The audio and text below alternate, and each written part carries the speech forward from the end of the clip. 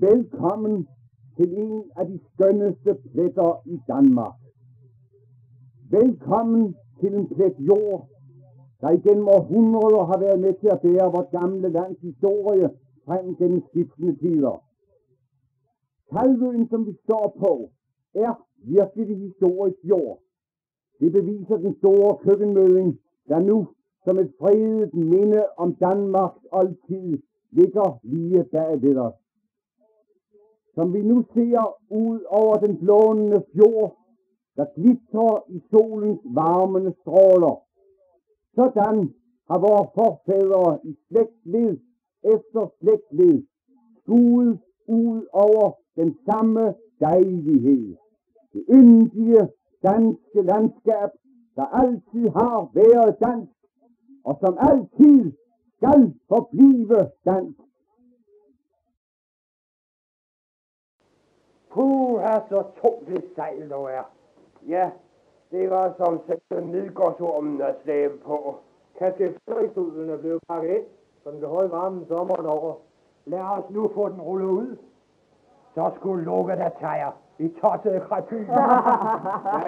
Jeg griner bare, men det er os, der må slæve os en pukkel til på jer. Lad os pakke dem ind igen og smide dem ud i fjorden. Nej, kære venner, det må I ikke. Så bliver det et dårligt fiskeår i år. Hvorfor det? For fiskene får ondt i maven, når de æder os. Nej, klø skal I have. Det har I godt af. Vi ved, hvor kong Frode gemmer sin livligste mjød. Den han altid bringer med, når han drager på togt. Hvor? Hvis I lader os slippe, så skal vi sige det. Husk på, han kommer nu i aften. Ja, det kunne vel nok være dejligt at smage kongens mjød. Ja, kongens mjød. Hvad kakker? Nå ja, så lad os slippe dem. Men sig så flugt, hvor kongen han gemmer sin mjød. Hvor? I sin fede vold. Næste gang jeg får fingre i ham og rane, så æder jeg dem levende. Ja, og drikker kongens mjød til, hva? Nej, tag nu heller fat, og lad os blive færdige. De fugle, de er fløjet.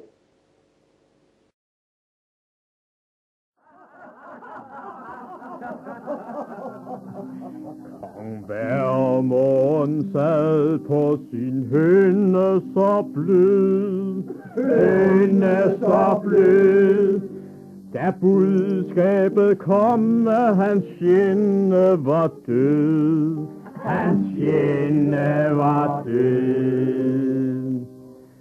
Mod Sveriges konge han kæmpede bravt. Han ramte ham aldrig, han støtte for lavt. Men nu da han hørte, at fjenden var død, blev Vermund om kind både bleg og rød.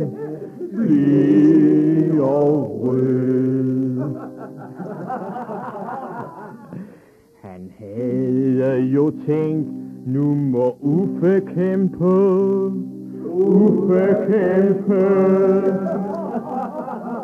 Men Uffe var bange for hellere med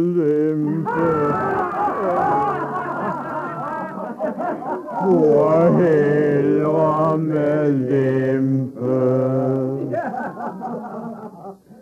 I Danmark regerer for Vermund en kvinde.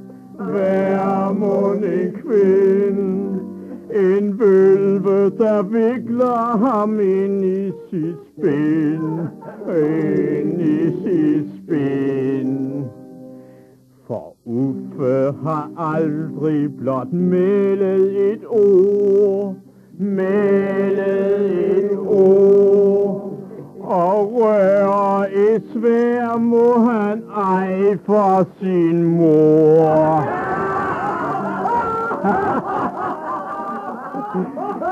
Ej for sin mor.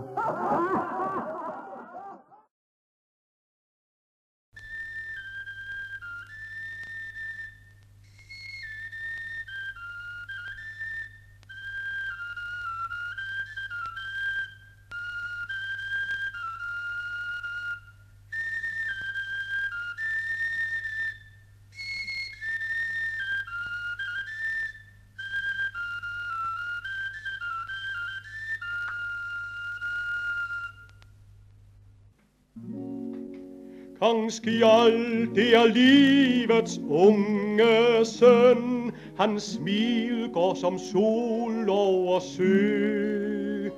Odins gave til Danmark som løn, at frihed ej mere skulle dø. Den gave kom som et gudesmil i alvorens stund for vort land. Og guden tog med sin tordenkil ham vogtede, mens han blev til mand. Og Thor har smilet i barske skæg, hver gang drengen Skjold tog en tørn. Som dengang han satte alle til væk i kampen med skovenes bjørn. Den 12-års knægt var på hønsejagt med gæveste kæmper i flok. Da han blev borte trods kæmpernes vagt, kun væbnet med kniv og med stok.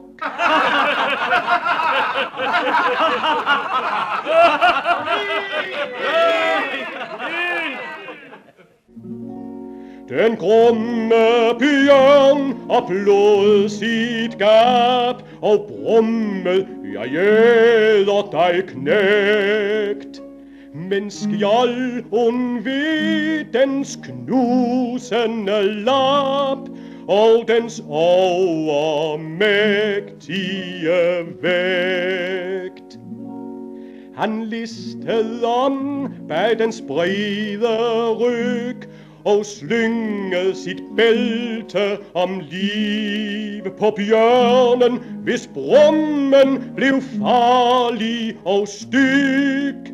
Men Skjold lod den smage sin kniv.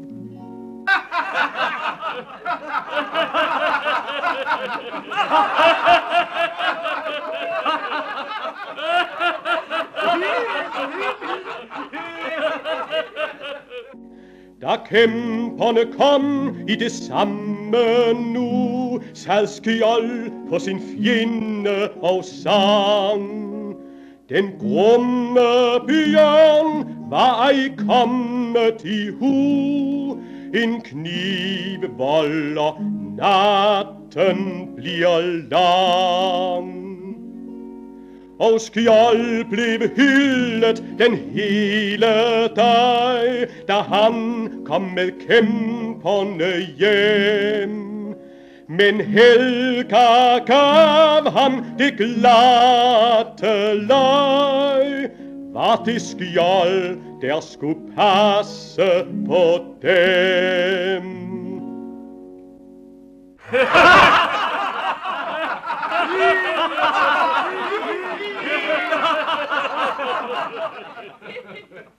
Tag dig et pust, min kære Skjold. Drik hornet ud for at læske din hals, før du går videre med din historie.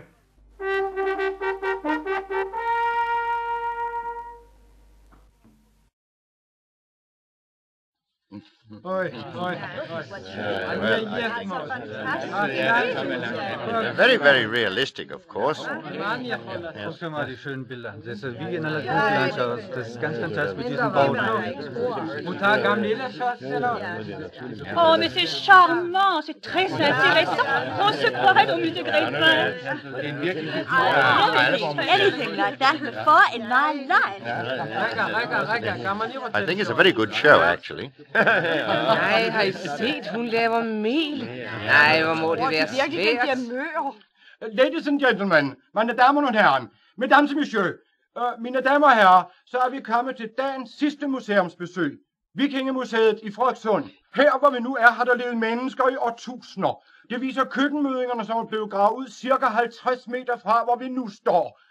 This reminds me of Madame Tussauds cabinet in London. Have you seen this statue? Isn't he terrific? Monsieur, savez-vous que les Vikings ont aussi été en France? Oui, madame, je le sais. Savez-vous aussi que beaucoup d'entre eux y sont restés? Oui, madame, et je sais pourquoi. Je suis moi-même de Normandie. Oui, madame, c'est pourquoi. Oh, Monsieur! Herr Doktor, ganz gut und schön. Aber kann man nicht irgendwo ein kleines Bier zu sich nehmen? Nach 25 Minuten wird eine Pause eingelegt. Dann haben Sie allen Gelegenheit, hier die Wikinger zu fotografieren und anschließend ein gemütliches Glas Bier zu trinken. Maha Wikinger so. Echayo. Emal Chuba Beket Yam. Im Sakan Gadol. Vehagu Anashim. Excuse me. I'm so interested in history. Could you please tell me what really did happen here 1,000 years ago? Well, Mrs. Simpson, if this museum here was brought alive, we might see King Frodo and his brave warrior and best friend Starkal returning to the king's home. Starkal? What a cute name. What does that really mean? It means the strong. What did he do? It's a long, long story, but you can read all about it in this guide here. Oh, don't you touch him. He may get angry and be alive. He really is moving. A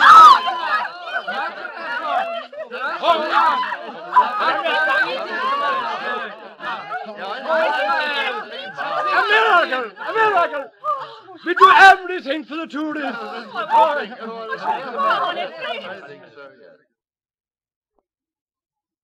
Ja, kære publikum, når vi med denne lille turistintroduktion hilste vores udenlandske gæster, vil vi selvfølgelig også til vores egne, det danske publikum, sige velkommen til årets vikingespil i Frederikssund. Vi vil i de næste 2 timer opføre for dem sagnet om kæmpen Starkal. Vi vil forsøge at genopleve en episode fra Danmarks oldtid, og håber, at de, når de tager hjem herfra, kan medbringe et dejligt minde fra vikingebopladsen ved Roskilde Fjord. Hjertelig velkommen.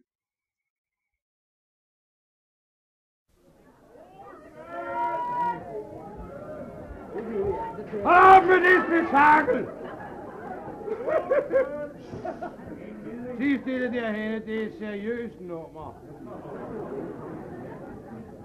Se, Olsen, han er mægtig til at skyde med bue og pil, men desværre, jeg må indrømme, det her er et sluttet selskab, og I løber ikke med sludder nogen af jer. Altså, jeg må sige det her. Olsen kan godt en enkelt dag, en enkelt gang imellem, drikke en enkelt pilsner for meget. Kort sagt, han er smadredrukken. Se, det er jo altså en meget usædvanlig ting her mellem vikingerne, at der er en enkelt mand en enkelt dag, som kun drikker en enkelt pilsner for meget. Se, Olsen har en fugl. En død fugl. Har du den et eller andet? Det er rekvisitnummer. Hvor ligger den?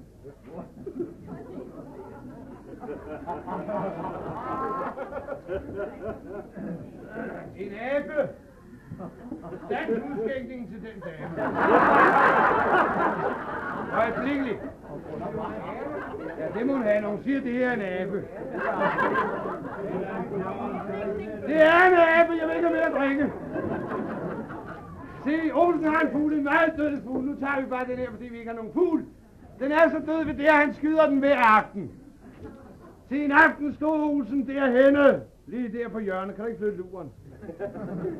Tag en lur. Nej, han stod derhen på hjørnet og holdt sig til et træ i en gevaldig brændert, i en særlig brændert.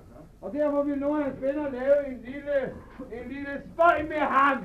Det var en lurendrej. Kan I høre? Ja, en lurendrej. Kan I høre, hvad jeg siger nede bagved? Så hold kæft. Se, de placerede fuglen heroppe i en lille bus. Heroppe. Det er et træ. Ja, et træ. Nå ja, det er en gammel busk. Kom så, fortsæt bare. Det går nok.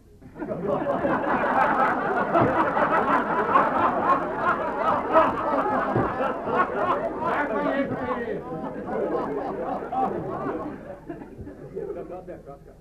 Ja, må det ikke. Nå, de placerede fuglen i øjen, lille buske, så over i tosen, der står derovre i hans sale i brændert. Hej, Olsen, kan du se fuglen herovre? Et øje, hold kæft!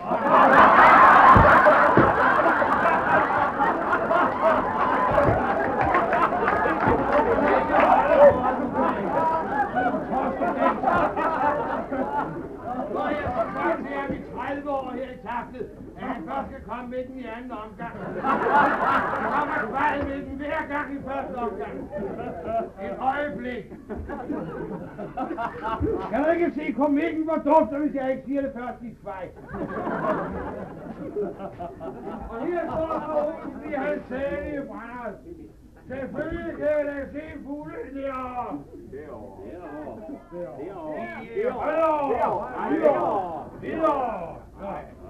Selvfølgelig kan jeg se fuglen i smørmor. Et øjeblik. Ja, vi har sgu ingen drejescene. Hej Olsen, kan du ramme fuglen herovre? Et øjeblik. Det var nu, du skulle have sagt det, dit kvej. Et øjeblik. Selvfølgelig kan jeg ramme fuglen over. Selvfølgelig kan jeg ramme fuglen. Og så tog han sin bue. Og så tog han sin pil. Og så sigtede han meget nøje. Og så skød han. Det er det, man kalder en helflugter. Et øjeblik. Og min sansen. Ned faldt fuglen om muligt endnu mere død end nogensinde. Hej Olsen, hvordan kunne du ramme den? Hvordan kunne du virkelig ramme den i den slagelige brændert? Et øjeblik.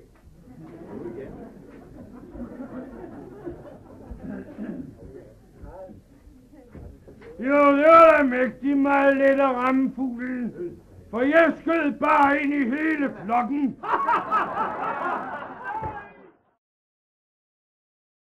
Velkommen til Skuldelev, min søn.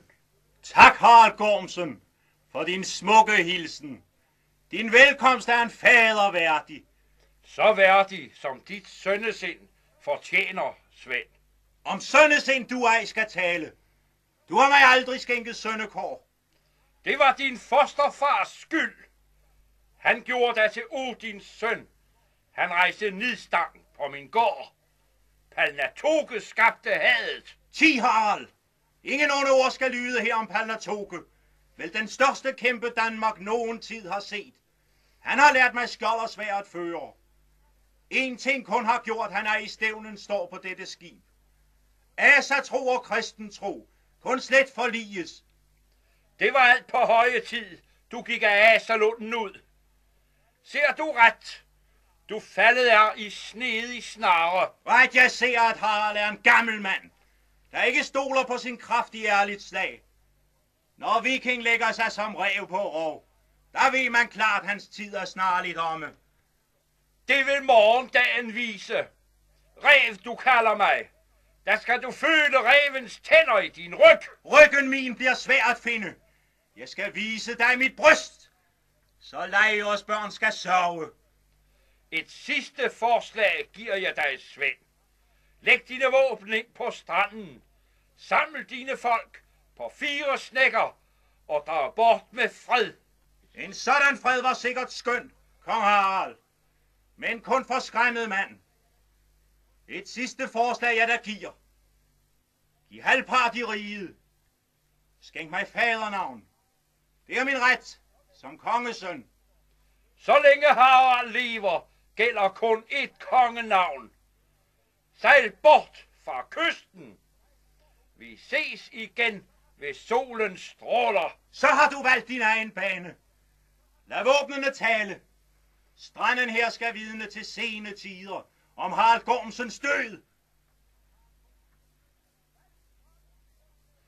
Hvad stranden her skal vidne om, bliver herrens sag, og ikke din. Inden morgendagens sol går i vest, er Harald atter ene konge.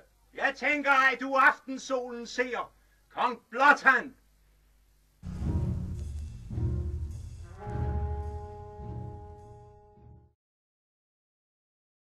Men det er jo Thorolf Skjald. Velkommen, min dreng. Har du tidender fra min søn? Ja, så gode tidender som muligt der. Din søn er på vej. Kong Rolf er ved at løbe sin snække ind i fjorden. Han vil besøge sin mor og kong Adils. Vinden var ved i aftes, derfor blev jeg sat i land for at ride forud og melde kongens ankomst. Endelig skal jeg gense min søn. Det var i sandhed et budskab for en mors hjerte. Der er gang i gæsteriet, Thorolf. Kong Jagt var af Skåne og hans dronning Skuld. Min datter er også ved hove. Gå! Bered alt til fest i kvæld. Nej, vent.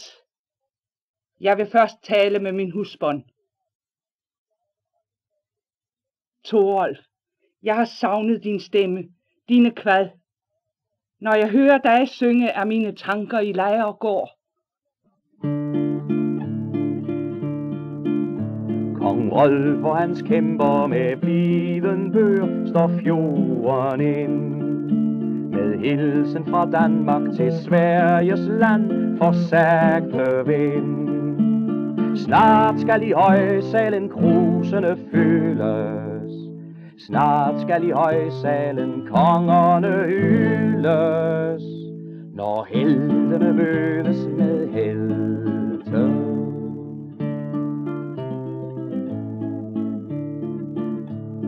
Særkerne trækker i årens sejl mod Fjeldbyg strand. Nu Bjarke og Vigge og Hjalte Kæk er snart i land. Snart skal i højsalen krusene føles.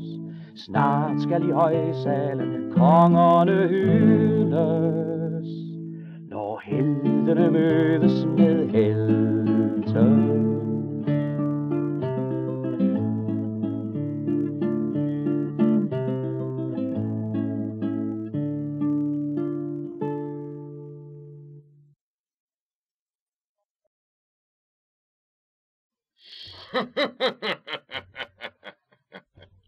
Så jeg skræmte jer, dogne krapyl, som tror I kan drive dagen lang, fordi jeres herre er borte.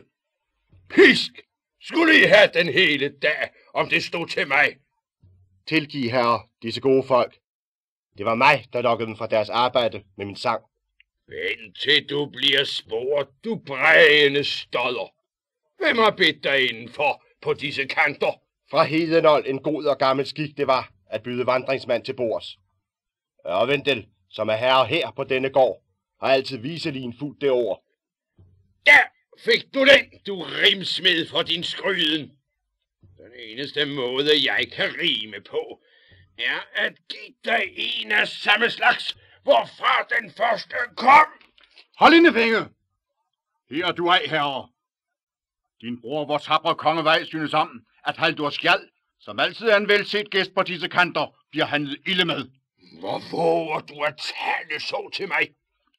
Så sandt mit navn er Thorleif, så bør I vide, at kongen bød mig, før han rejste ud, at tage vare på, at alt blev gjort, som han det selv ville ønske.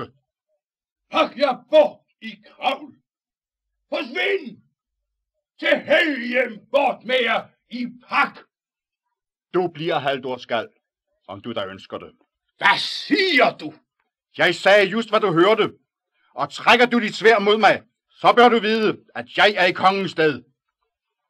Det vil komme dig dyrt at stå. En skryder er du. Træk dit sværd. Og mig, du er så fej, at jeg skal skille dig ved livet, før du når det. Jeg kan ikke kæmpe mod min konges bror.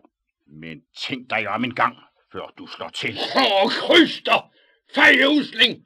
Så tag dette! Men farbror dog! Hvor våger du at løfte svær mod Thorleif, vores bedste ven? Til side, dreng. Den usling har mig hånet dybt, mens disse mænd har hørt derpå. Og jeg er i min gode ret, som mand af ære, at hævne denne tort. Den gode Thorleif er i kongens sted. Og hæver du din hånd mod ham, så sker det samme dig, som hævede du mod kongens svær. Pak dig, dreng, og beland dig ej i voksnes tale. Når voksne bruger slig uværdig tale, som den jeg nu har hørt, så er det på tide selv en dreng for at male.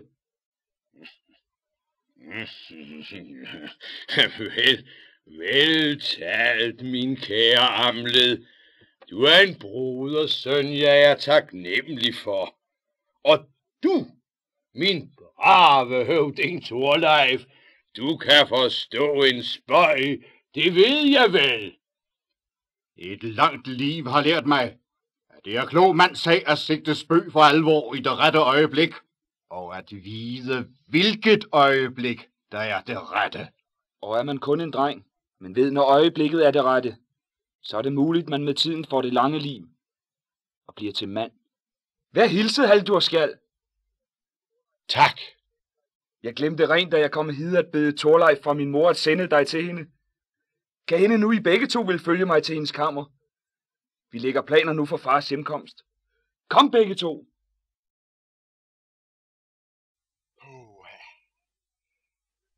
Det er helt mærkeligt at være i land igen. Kom til Norge! Her er herligt og fredeligt. Fredeligt? Har du allerede glemt, hvordan hende kællingen derinde råbte op, da vi kom og spurgte, om vi måtte låne hendes ovn? Ja, men man skulle i grunden bukke begge ender sammen på sådan en som hende Grima. Skulle man? Ja. Ja, og så putte hende i dejen. I små stykker. Hvad tror du, Regner ville sige til det? Han sender vel ikke sine 2 bedste bagere i land efter friskbagt brød, for at de skal tjære det til med en snavset kælling. Nej, alligevel vil jeg ønske, jeg havde hende her nede i truet. Sådan for en på trynen. En i øjet. Hiv i tøjet. Ud tvær møjet. Dask til øjet. Smæk til løjet. Bare bøjet. Hun er strøget. En på trynen. En i øjet. Hiv i tøjet. Ud tvær møjet. Dask til øjet. Smæk til løjet. Bare bøjet. Hun er strøget. En på trynen. En i øjet. Hiv i tøjet. Ud tvær møjet. Dask til øjet. Smæk til løjet. Bare bøjet. Nej, hvor flittige. Selvfølgelig. For sandt siges det, at bragt basker Reiners bagere med bolledejen. Nemlig. Ja, I er et par kale, man helt må blive red for. Kunne du ikke tænke dig at give en hånd med? Da jeg var ung, kunne Grima nok ordne mere end Reiners bager, skal jeg tro. Både Amel og mænd. Men nu får jeg nøjes med mit mundtøj, for min hånd er blevet stiv og svag. Så kan Reiner næppe vente meget hjælp i jeres hus. For din mand ser ikke ud til at være meget bevendt. Nej, til noget som helst. Hvis han nogensinde har været det. En datter har vi da. Og hvis I vil, kan I få hjælp af hende. Lige dig. Eller din mand. Så skulle det da ikke være for udseendets skyld. Nu kan du selv dømme, for der kommer hun. Er det din datter? Så køn en pige har jeg aldrig set. Og dig ligner hun ikke, for du ser farlig ud. Man kan vel ikke se det på mig nu. Jeg har jo forandret mig meget, hvad udseendet angår. Vil du virkelig hjælpe os? Hvad skal jeg lave? Ja, sæt hende kun til noget. Og hvad kan hun både for sig selv, og mig, og min mand? Det du der siger, Grima, er ingen løgn. I 15 år har jeg arbejdet for træ. Men hvad skal jeg lave for jer? Hvis du vil slå brødene op, kan vi jo komme dem i ovnen og passe den. Ja. Så må jeg jo passe på ikke at slå større brød op, end I kan bage. På Vikingespillenes vegne har jeg fornøjelsen at byde velkommen til den årlige vinterfest. Vi er meget glade for, så mange har efterkommet invitationen. Vi er godt 400. Særlig velkommen til amtsborgmester Svend Schmidt og borgmester Hans Vejrum. Jeg håber meget, at vi alle får en god og fornøjelig aften. Velkommen. Jo, den morsomste, det var vel nok, da vi i 1959 var i Ramsgate, hvor vi var oppe og besøge det lokale bryggeri, som øvrigt skulle være et af Englands ældste bryggerier, og det kunne man også godt se på deres materiel. Men øllet fejlede i hvert fald ikke noget. Og da vi var oppe i deres kantine og skulle prøve deres øl, der var der en dartsplade, som jo, det er jo ikke noget mærkeligt, der hænger sådan en i en engelsk kantine. Og den var placeret på væggen ud mod gaden, lige mellem to vinduer. Og da vi var nået et stykke derhen af den, skal vi kalde den ølpause, der var, der opfordrede direktøren for bryggeriet, en af vores vikinger, i øvrigt vores ældste vikinger, Åbjerg, til at tage sin bue og pil og prøve, om han kunne ramme denne skive.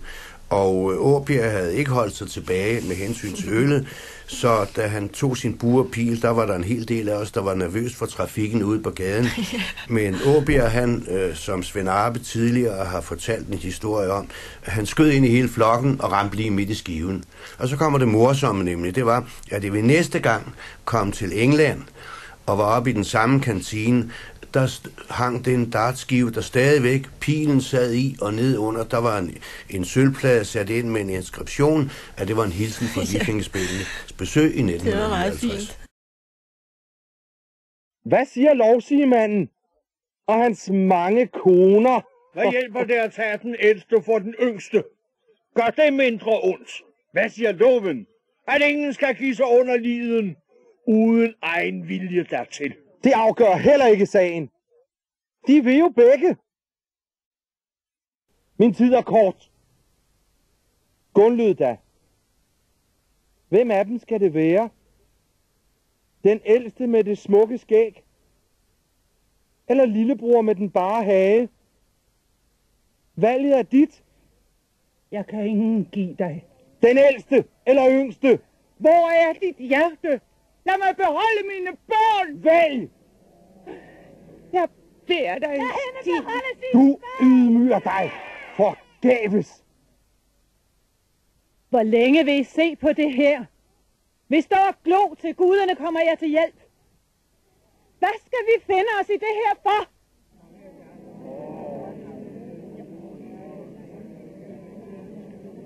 Stig, hør på mig. Hvem er du? Jeg er Vigga. En af dem i rådet. Så du er en af konerne. Hvad har du at sige, lillemor? Tag ingen af Gunløds børn fra hende. Børn? De er jo voksne drenge. Snart mænd. Mænd kan drenge altid blive. Men aldrig børn igen. De to er hendes liv. Og de er liv af hende. Hun har båret dem og født dem. De var hendes trøst, da Torleif druknede, og nu de hænder og arme, der skaffer hende føden. Om I tager yngste eller ældste er et og samme, I tager livet fra hende. Er det det, kong Gudfred vil? Så stil de 10, han kræver.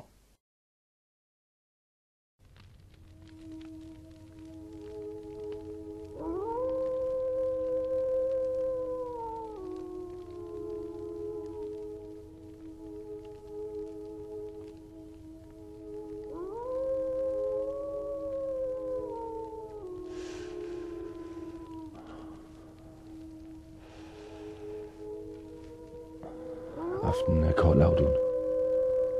Jeg føler en truende uro banke i mine tændinger. Svend kommer næppe i nat. så havde bagnene blusset langs fjorden. Ja, men de tændes nok snart. Der har vi bud for udkiggen. Er alt roligt? Ingen blus langs kysten? Svend Tviskægs skibe er endnu ikke set ved Halsnæs. Godt. Og langt kommer han ikke. Haralds flåde, der stævnede nordpå i morges, ligger nu ved Marbækkens udløb, nær Skuldlevvig. Der skal slaget stå, så vi hindrer bål og brand her ved Lejre Kongs sæde. Ja, 15 år. 15 blodige krigsår er gået, siden Palnatoke krævede kongenavn for fostersønnen Svend. Ja. Meget er forandret. 2 konger. Begge hyldede på tinge, og begge står i Kristi navn på deres ret til kronen. Svend jo tysken til helvede, og Harald tog Norge hjem til riget. Og nu har far og søn hinanden i struben. Den ene, hvor stærk. Den anden, ældet og blind. En af dem vil dø. Ja, eller dem begge. Stille, drenge! Er det sådan, I passer på jer selv? Vi er færdige med hulen, Vifil. Godt. Måske I snart får brug for den. Men jeg så dig jo lige ude på fjorden, Vifil. Helt alene. Når drenge leger, går tiden hastigt. Jeg er nået ind, som du ser. Men så du nogen nærme sig? Hele morgenen, mens jeg fiskede derude, lugtede jeg røg, der kom med vinden derovre fra. Og der er ingen bopladser på disse kanter. Men nu for lidt siden var røgen holdt op, og vinden kom stadig fra samme kant. Hvis nogen havde slået lejr derovre, ville de kun have slukket ilden for at drage derfra. Og så kan det jo være, at det er denne vej, de kommer. Hvor er du klog, Vifil. Klog? Ha! Gammel er jeg. Og det bliver man kun, hvis man lærer at undgå farer, der kan true en. Jeg håber, at jeg får lov til at blive så gammel, at jeg kan lære jer to, hvordan I kan blive gamle og kloge, som du siger, Helge. Hører I noget? Nej. Lad os engang prøve at lege, at der er far. Lad os se, om jeres hule dur til noget. Ja, Vifil. Vil du med ned og se? Nej, min dreng. Jeg mener, lad os prøve det for alvor. I bliver her og holder godt udkig. Så går jeg en lille tur og henter mine fisk, og så lytter I godt efter. Ja, og så råber du bare til os, hvis der kommer nogen. Og så smutter vi ned i hulen. Ha! Og så ville de straks opdage, at I var her. Og så ville de ikke forlade øen, før de havde fundet jer og dræbt os alle 3. Jamen hvad så, Vifil? Hører I mig råbe på mine hunde? Sådan. Hop og ho! Så skynd jer ned i hulen. Få alting med jer, og kom ikke op, hvad end der sker, før jeg åbner for jer. Har I forstået? Ja, Vifil. Hop og ho. Det skal vi nok klare. Lad mig nu se, at I gør, som jeg har sagt. Farvel så længe, drenge. Farvel, Vifil. Inde midt i København, der ligger en lille ø, som man kalder for Slotsholmen. Der sidder nogle folk, der i hvert fald selv mener, de er vanvittigt kloge. De træffer nogle beslutninger, der sådan flyver hen over hovedet på os. Her kommer der lige et par stykker af dem. Se, Sjælland var engang sådan en hyggelig lille ø. Og her lå sneen højt, lige indtil det blev tykt. Men pludselig så fik dem, som vi selv havde valgt, en rigtig dum idé. Og det var her, at det gik galt. For vi skulle være venner med omkringliggende øer, så der skulle bygges bro henover sund og fælt og søer. Men tænk engang, hvor sindssygt dumt og vanvittigt det lyder, at vi skal være venner med fynboer og jyder. Og de indrømmer, at broen er stærkt kontroversiel, men det skider de der på og bygger den alligevel. Se, nogen mener nu, at de fik blod på tanden. Sandheden er snarere, at de mistede forstand. For vi skulle nemlig ud og finde endnu flere venner. Så der skulle bygges endnu et gigantisk cykellænger. Men tænk nu over det, mine damer, mine herrer. Det går ikke kun til Saltholm, men til det, der er meget værre. Nok er vi tolerante og kan godt lide andre mennesker. Men derfra er der langt til at være venner med en svensker. Og de indrømmer, at broen er stærkt kontroversiel, men det skider de der på og bygger den alligevel. Se, nu skulle man så tro, vi havde broer nok. Niks, det er helt forkert, for vi skal have endnu et chok. Så vi har et projekt til flere 100 millioner. På Christiansborg, der kaldes den slags for visioner. Så broen over Femern Bælt bliver nok endnu et flop. Men sagen er nok det, de kan slet ikke holde op. Nu går jeg så frygter, og har må jeg sige desværre. Men tænker Christiansborg vil være venner med vor herre. Så lad den indrømme, broen er stærkt kontroversiel. For denne gang, så får de lov at bygge lortet selv. Så lad den indrømme, broen er stærkt kontroversiel. For denne gang, så får de lov at bygge lortet selv.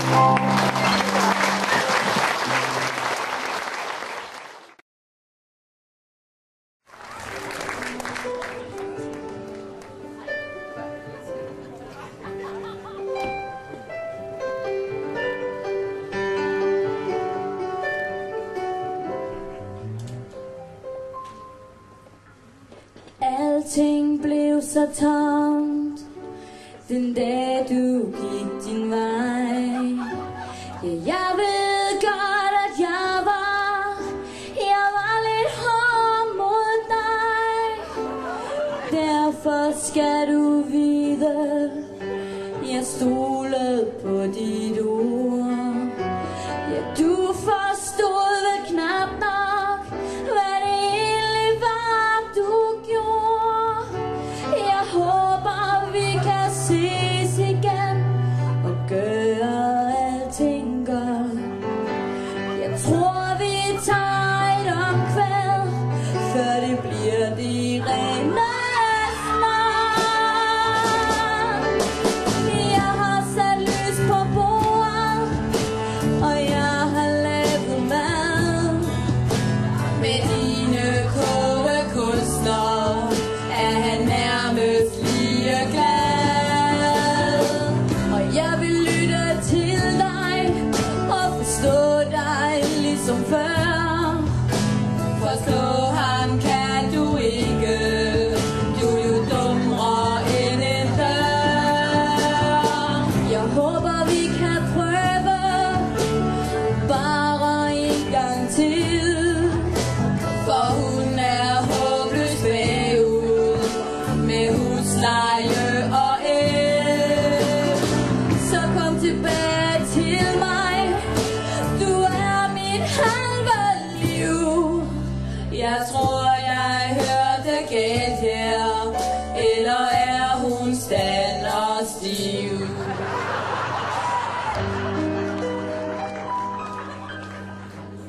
Jeg er så frygtelig ked af, du sagde jeg skulle gå. Jeg ved jeg sårede dig, men prøv nu at forstå. Jeg vil gøre det godt igen og afsone min båd. Vi dansede bare sammen, jeg tror du misforstod. Et kys på kinden, det er jo den slags ting der sker. Ja, det var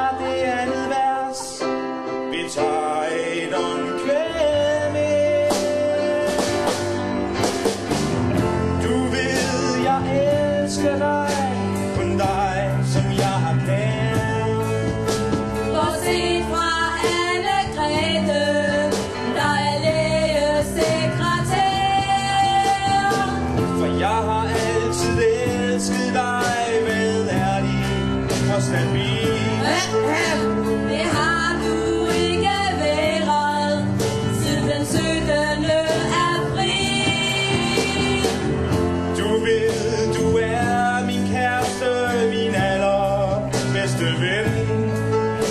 Nej, det var dog utroligt. Ja, nu lyver han igen. For nu elsker jeg kun dig, og er dig evig tro. Nej, sagen det er den, at han har intet sted at bo.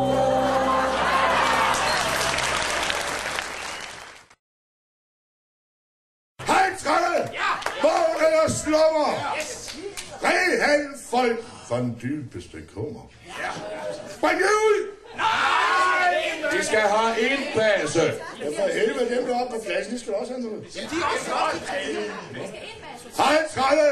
Vågn eller slummer! Red han folk fra den dybeste kummer. Kom det ind. Ja! Hvem kommer først? Hvem redder han folk fra den grusomste tørst? Det gør Vibro-manden. Ja. Se, nu kommer pigerne med bajser, grønne bajser, som de pejser. Røde soler vand til alles rejser, så de dejser om kul. Tøm nu kruset, kære venner og veninder. I får røde næser, røde kinder, så de skinner af sol. Selv om regnen falder som et vandfald, der har anfald, er der altid godt og lunt i Valhall, godt i Valhall, skyld ud. Syng nu med som kåler med lærker, så vi alle sammen mærker, at der stadig findes nogle berserker, skyld ud. Vi var cirka 11 børn derhjemme, nogle var rare, andre slemme. Jeg skal aldrig nogensinde glemme moders stemme råbe øl! Jeg må vist herovre hente melonen i din. De, der synes, at alle øl er lige god, de skulle tage og snuppe en Vibro. Får du heller den byttet? Selv min gamle kristne onkel Viggo synes, at Vibro er god. Se nu kommer pigerne med bajser, grønne bajser, som de pejser, røde soler vand til alles rejser, så de dejser om kul og skål!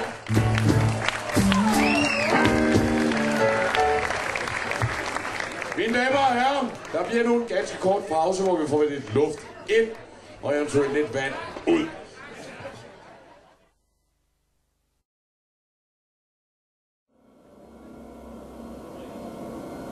Hvorfor skjuler du dit ansigt?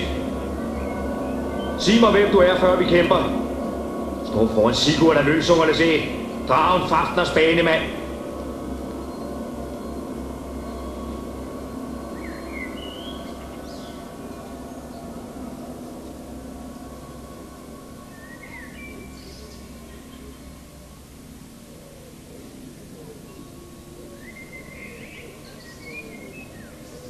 Du er Sigurd Fafners bane. Ja. Du har fulgt Odin. Han har ført dig hertil. Ja. Ingen anden kunne bryde min søvn. Du kender mig. Jeg ved, at ingen anden kunne løse Odins bud, end den, der udslettede alt den ondskab, der var bundet i dragen Fafner. Hvem er du? Kong Budles yngste datter. Brynhild er mit navn. Herklædt var du i din søvn. Hvorfor er du her på dette øde sted bag gyldne skjolde? Alt dette synes ikke som menneskets virkelighed for mig. Jeg førte svær som en kriger. Kæmpede på valen som valkyrie. Odin har skænket dig krigerkraft. Indtil jeg i et slag gik imod hans bud. Han straffede mig med evig søvn på dette øde sted, hvor ingen kommer. Men nu er søvnen brudt og livet vendt tilbage. Kun asernes udvalgte kunne vække mig og bryde Odins straf. Derfor førte han mig til Vinterfjeld. For at udfri dig. Jeg skylder dig mit liv.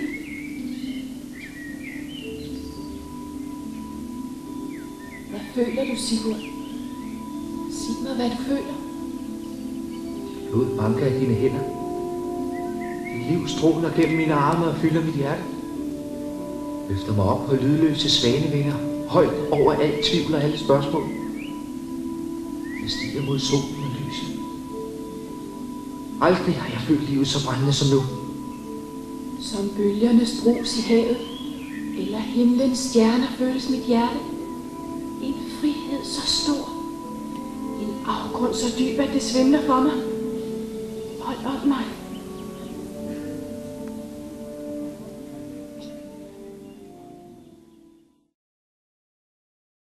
Vis mig dit ansigt, lyder den bøn, hver mand i verden visker i løn, visker i angst, i kærlighedsstøn. Elsker til elskede, moder til søn. Vis mig dit ansigt, ville tro, skønhed og styrke bag masken bor. Masken den springer imod os, den glor, forkrøblet, forbitret, et klynkende nord. Gæt hvem der er tilbage fra England. Knik-knak, knik-knak, Amlet, du her? Og du?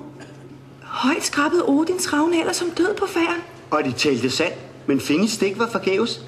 Med klogskabskniv, 4 snit, knik-knak, knak-knik, og død var ændret til liv. Hvilket snit? Jo, ser du. På skibe i nattens mørke stjal jeg den runestav, som mine tro følgesvende skulle overbringe Englands konge. Og hvad læste jeg? Din frænde fingebød. Giv guld og død. Guld til de 2 forbud de bringer. Død over Amlet. Knæk hans vinger. Jamen snittene. Ja, de kommer nu. Kun 4 snit med den her og den her. Og hvad bød Finge så, min lille tosse? Snit. Død til de 2. Snit. Slet bud de bringer. Snit. Guld over Amlet. Snit. Forgyld hans vinger. Og hvad så? Ja, så levede jeg. Og disse 2 ædle, ja, de... Men guldet! Guldet! I døden blev de 2 omsider til gavn for mig. Jeg trådte stolt frem for Englands konge og krævede mandebund for mine gode mænd. Det fik jeg. Mængder af guld, som jeg smeltede om og gemte i disse 2 stokke. Liv i fyren, guld i stokke. Men lige ene er du, og mægtigt vokser jætternes slægt. Hos mig her er du tryg. De hårene og griber efter mig med deres slibrige ledeord, men de får aldrig fat i mig. Jeg flyver bare op og sætter mig ved Odins side. For jeg ved ikke, en af dem ved. Odins datter. Kom, så flyver vi sammen til stedet, hvor der ikke findes nød. Min kære lille tossesanger. Hvor smukt det end må være, så kan jeg altså ikke flyve med dig. Jeg har et regnskab at gøre med en giftig ækel slange med kongedrømme. Så flyv ikke, tossesanger, men gå. Gå til høvdingens side. Gå til Finge og bring ham dette budskab. Fra dig? Nej, fra Englands konge. Hvert ord er sandt. Han ristede selv runerne. Vil du høre, hvad de siger? Godt. Englands konge lød, hvad Finge bød om guld og død. Forstår du? Gå nu, og frygt ikke, for Finge venter budskabet. Frygten, den bliver her hos mig. Og husk, nævn ikke mit navn. Hvis nogen spørger, kan du uden at lyve svare, der fik den af en skibbruden mand.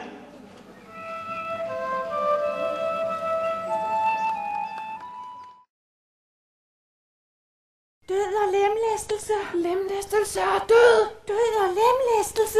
Lemlæstelse og død. Så tid dog stille, eller I mister næbet. Mennesket står stadig til at redde. Det er skabt af min far, den mægtige Odin. Hvordan kan I tvivle på hans magt og klogskab? Jeg tillader mig at tvivle. Der ser I. Selv blandt os guder trives ondskab og splid. Lad det komme an på en prøve. Lad os sætte noget på spil. Lad et væddemål afgøre striden. Til hver en tid vil jeg vædde på, at kærlighed er langt stærkere magt end kampen. Hvad sætter vi på spil? Får man dog ej fred til at tænke? Må jeg foreslå noget?